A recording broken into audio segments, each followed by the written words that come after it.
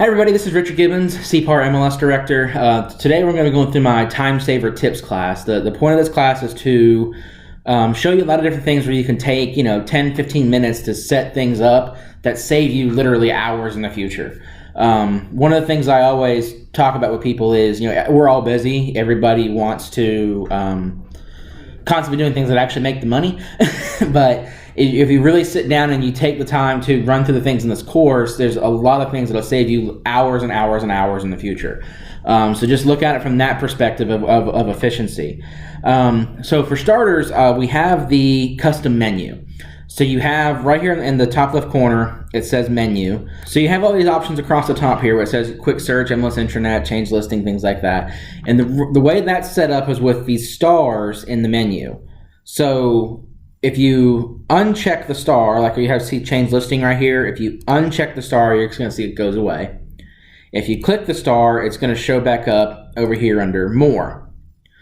So what you can do is you can go through here and whatever you use most often, set it up on that top row. So that way you don't have to go look for them. Then if you want to reorder them, like you want change listing to be back over here where I had it before, you can click on reorder right here in the top right corner. And you can grab it and then drag it back up where you want it. And then hit save. So put it right back right there where we had it before. So go through here, and I think by default the My Messages is one of the ones that's in there, but we rarely use that in our MLS. So that's one you can uncheck and get rid of. So just make it where you're not having to go through and dig for things every day. Like even if you want to add, eProperty Watch or Form Simplicity or any of these products we have that you might use on a day-to-day basis, add those up top, save yourself a couple clicks there. So the next thing I want to show is custom quick searches. So if we go right here under quick search, say you're somebody who deals with condos a lot. So you're constantly coming down here to the add a field to the search, and you're adding in the HOA fees because you want to be able to see what those are. So as a recap, this field down here, if you click on it, you can type in any field in Flex and add it to your search. So I'm going to add the HOA fee, the HOA amount, and the HOA frequency. So like I said, if you specialize in condos and you don't want to have to add those every single time, you can actually save the selection that we have here where we added these three options. You come up here to the top and you click on Save. And then there's an option for Save Quick Search Template. So you can come in here and you can name this whatever you want. I want to call it Residential Condo and hit Save. Now this search will be available for me up here where you click on Residential. Residential Condo is right there available for you every time now. So you can just go to that and it's ready to go. And then also if there's things in here you don't want, like if you don't really use the areas or sub areas very much, you can click a little X right here and it'll take it out of there for you. So you can go through and select just, the 5 or 6 things that you use when you're searching for condos and then save that as your quick search. And then the one thing to remember with the quick search here is that it's going to remember whatever the last thing is that you used. So if you leave and you come back into your quick search, it's still going to be on residential condo. So one of the places that will catch people sometimes is you're almost always searching in residential, and somebody asks you and they want to buy land, and you're over in residential land, and you come back and you're wondering why bedrooms and bathrooms aren't options. So that's always one to keep track of here is make sure you check which search you're in so you're using the correct one. So once you've got your search completed, another one that came up is someone asked me they wanted to sort these by when the listing was added versus always by list price. Because right now we have this one in here that are these parking spaces, and you don't necessarily need to have those at the top of your list every time. If you're someone who checks the MLS every single day, you maybe only want to see the newest listings at the top rather than always sorting by the price. So what you can do with that is right here on list, you have sort and you have view right here next to it. And you can come in and you can actually create custom sorts and custom views. So I'm going to start with the view, since it kind of leads into the sort. And again, we're going to go with our condo example here. So I'm going to call it residential condo. So across the top, you have your different options, and maybe you don't care so much for design. We can take that out of there. We don't need garage spaces or waterfront feet because, again, we're looking at condos here. So we're going to take all those out. And then I'm going to add cumulative days on market, and I'm going to search for HOA, and I'm going to add my 3 HOA fields. So you can see they're adding them all down here at the bottom. Same thing here if you want to reorder anything, like I'm going to click and drag, and I'm going to move cumulative days on market back up to the very top. I want it right here next to price, status, and MLS number. Those have to be the first 3, but after that it's customized. And then I'm going to get rid of area, and then I'm going to click save. Now, when you are creating this, you also have sort right here. So this is where you can do custom sort. And then if you want to do a custom sort, you can choose through your sorts here. Like if we do DOM with price, this is one that I set up a custom before, and that it does days on market ascending, and then if the days on market are the same, it then does descending by list price. And the way you create one of those is there's this link that says create a new sort. So that's where you can go right here. I'm going to do DOM, then price. And I'm just going to stick a 2 on it since I already have one called that. So you just select how do you want to sort it by. So we're going to sort by days on market, and then we want to sort by price. So we want to do ascending cumulative days on market, because we want to go from 0 to however many.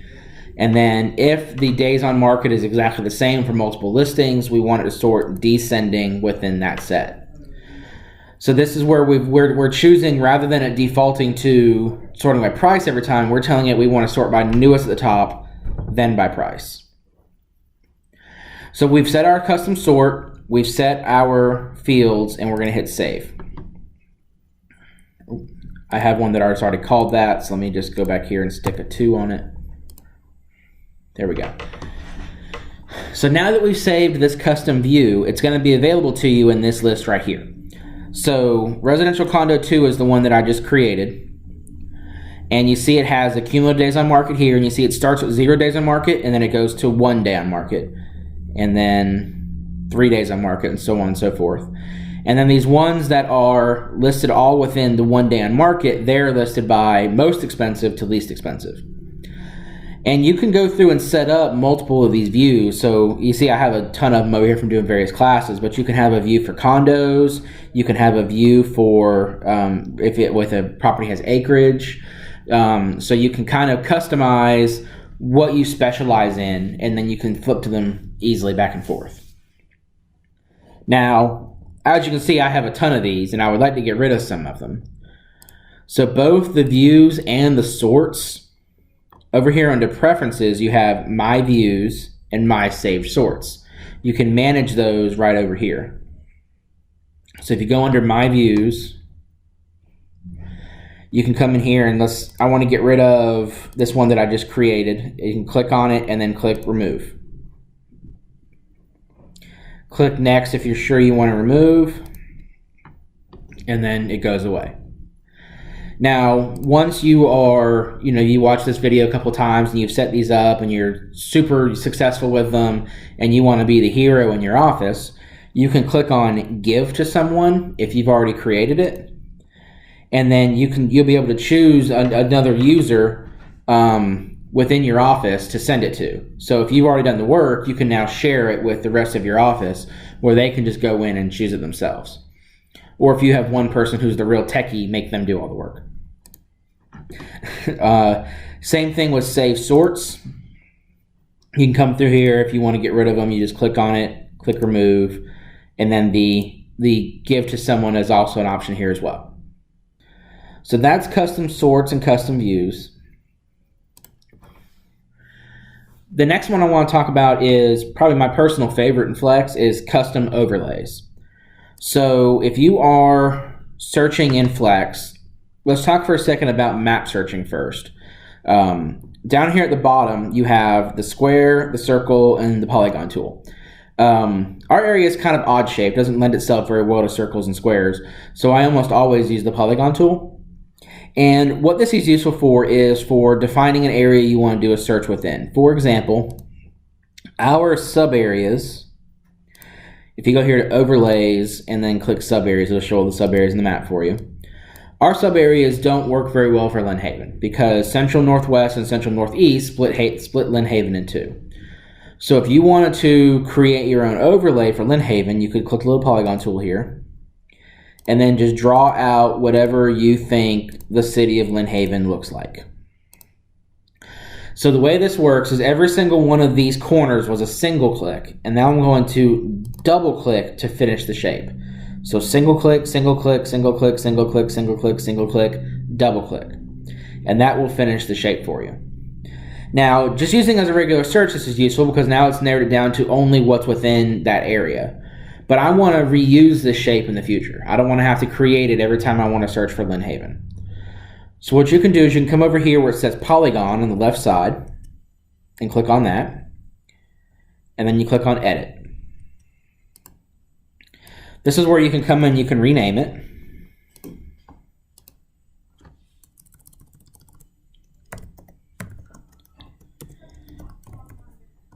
And I'm going to put today's date on this just because I have 20,000 shapes named Lynn Haven.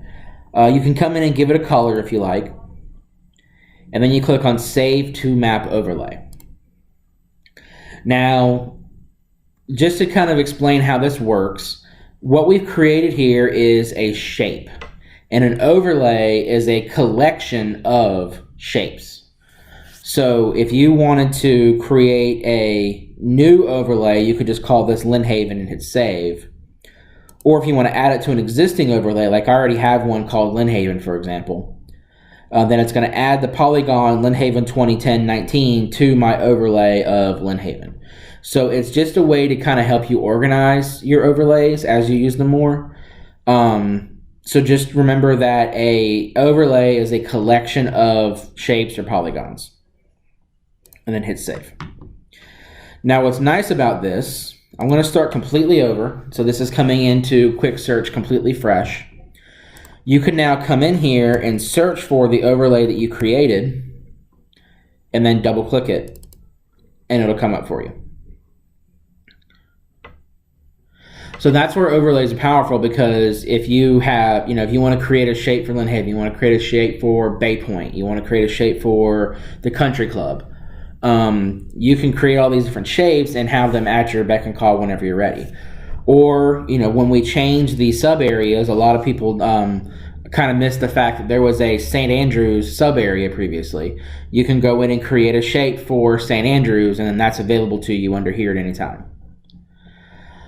Another thing these are useful for is I had someone call one time and they wanted to set up a search for their customer that wanted either a house in Bay Point or on the west end of the beach. And you can actually use multiple shapes for that. So if we come over here, we're going to create one shape over here on this end. And then we come up and create another shape over here on the side of 79. And now it is showing you options that are in either one of those two areas, excluding the rest of it. So you can use multiple shapes as well.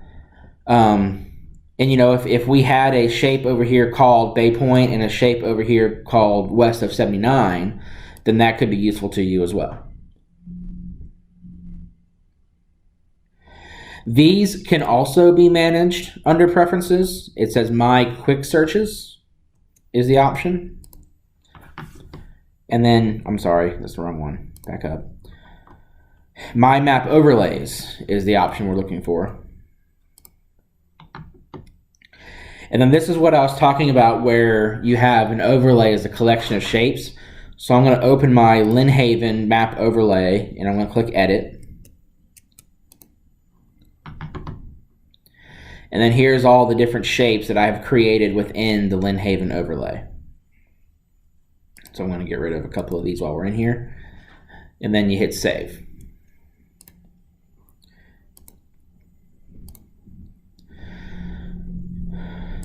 And then you notice the give to someone is also an option here. So if you go through and, we have the old sub areas overlay here, you could then share that with someone else. So this is where you can manage those. Like I said, the overlay is a collection of shapes. You can add them, rename them, remove them, or give to others. You can also edit the shapes while you're in here. So I'm going to go back to my Lynn Haven one. And I want to edit this shape to clean it up a little bit. Like say I want to now include College Point over here. If you click on the shape and then click edit and then edit shape, you get all these orange dots, and you can grab those orange dots and move them to update the shape and make any changes you want to there. And then when you're done, click save. So that My Map Overlays is where you can come in and manage all your shapes, all your overlays. You want to get rid of them. You can even add new ones if you just click right here and just create your new shape. So that's where you can go in and manage all those for you. All right, next up I want to talk about saved searches. So the nice thing about saved searches, let me actually start on the CPAR dashboard here. Saved searches show up in this widget on your front page and your CPAR dashboard, and maybe in a slightly different location because these are movable. You can move them around, and I'm not sure where the default is anymore because I changed mine a long time ago. But all of your searches show up here. And what's nice about this is I usually recommend putting your customer's name in the saved search. So if you come in here and you're searching for a certain customer, you can just type their name in and there's their search. So, this was a John Smith and they want either Lynn Haven or St. Andrews less than 250K. I can click on that and it'll bring me straight into whatever search I saved for John Smith. So rather than having to come in and search everything all over again, you can just use those saved searches. So how to create the saved search, I'm going to start over in the quick search here. You just go through and you set all your options over here of what the customer is looking for. We'll just say they want Lynn Haven under 250K, minimum of 3 bedrooms and 2 baths. Or whatever other options you want there. And once you've got all this set, you go again to save and then save search. So this is where you can name it. Like I said, I do recommend putting the customer's name in it unless you're creating a very generic search. And then just a quick explanation of what you're looking for here. Because sometimes you'll be able to reuse searches. A lot of people use this, I want the same things. And then you just click on save. And that will create this saved search for you called Jane Doe, Lynn Haven, less than 250K. So what you can do with saved searches now, I'm going to go back on the CPAR dashboard and show you again that it's right here. So if you come in and you type in your customer's name, it'll come up with their search. And you can click on that and it'll bring you straight to it. Other places you can see it is like on the hot sheet. If you go to the hot sheet, which is going to show you what's happened in the last 24 hours, you come down to the custom hot sheet. We're going to go to custom hot sheet settings. You can actually choose your saved search from her from this side. And then come down to the bottom and hit run save search. And it'll only show you new items on the hot sheet for that particular search. Apparently there wasn't any for this one, but this one was expired. Over here on the left side, when you're in hot sheet, okay, there wasn't any for this one. But that's one place you can use the hot sheet. Another one is like under open houses. You have right here open houses. You could do filter by save search, and then you can actually search for their save search within your open houses. So if you want to see if there's any open houses happening for this particular save search before the end of the year, you just choose the save search and hit next. Apparently there's none for this search either, but you can do that there. Bottom line is there's multiple places within Flex MLS that the save searches are useful to you, so it's a good one to save because it just saves you a ton of time rather than having to reselect all those options every single time. And the last thing I want to talk about is under general preferences down here. There's two different things I like to point out that save you a lot of time in the future. So we're under general preferences. The first one is this option right here that says expiring listing notification. By default, this is turned off, so you do have to come in and turn this on if you want to use it.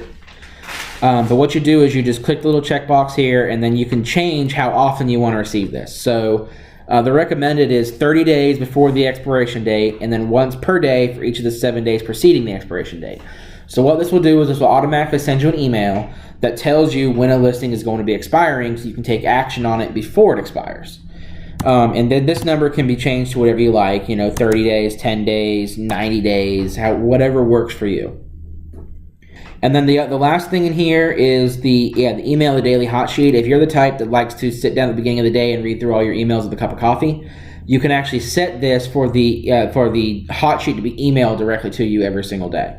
If you do either 24-hour or custom, what it's going to do is it's going to take whatever the last settings were you used on this hot sheet page and send that to you every single day. So that's all I have for the time saver tips. Of course, if you have any questions, feel free to reach out to us at CPAR. We are here for you. You can rewatch the video multiple times or reach out and we can walk you through it either way. Thank you for being a member of CPAR, and you have a great day.